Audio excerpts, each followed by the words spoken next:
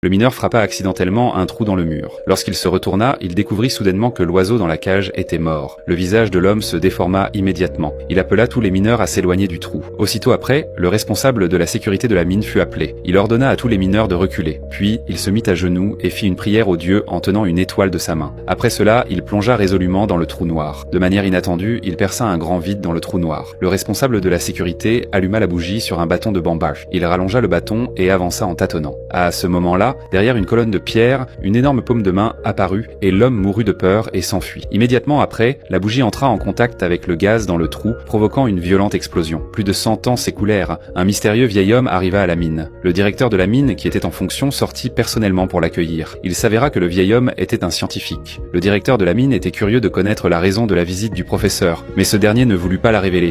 Il dit seulement au directeur de la mine que le groupe financier qui se trouvait derrière lui l'avait payé avec une grande somme d'argent pour rassembler des échantillons. Ces échantillons se trouvaient à 1000 mètres sous terre dans cette mine. Le directeur de la mine répondit cependant que la mine n'avait été creusée que jusqu'à 39 mètres. Le professeur ne voulait pas perdre de temps. Il sortit un gros paquet de billets de sa poche et les tendit au directeur de la mine. Ce dernier promit que le professeur pourrait descendre dans la mine dans une semaine. Le temps d'attente passa rapidement. Le directeur de la mine arrangea les choses pour que le vieil homme soit accompagné par l'équipe des plus expérimentés lors de la descente dans la mine. Étrangement, le vieux chef d'équipe se dirigea vers une nouvelle mine. Parce que le professeur avait besoin d'un mineur, ils discutèrent de l'affaire. Ils atteignirent rapidement une profondeur de 1000 mètres. Le professeur détermina la position à l'aide des instruments d'exploration. Puis, il installa les équipements. À la surface, une explosion violente eut lieu. Ensuite, tout le monde descendit vers le bas. La zone inférieure était un vieux puits de mine. À ce moment-là, le chef d'équipe raconta la légende qui existait depuis plus de 100 ans. La légende disait que ceux qui s'aventuraient dans la mine rencontraient des monstres terrifiants. Et il arriva une malédiction. Des dizaines de mineurs moururent tous, sans qu'aucun ne survive. Lorsqu'il raconta cela, l'atmosphère autour d'eux devint soudainement tendue. Mais le vieux professeur semblait très calme. Avec des pas déterminés, il pénétra profondément dans la sombre caverne. Lorsque les autres réagirent, le professeur avait déjà disparu dans l'obscurité.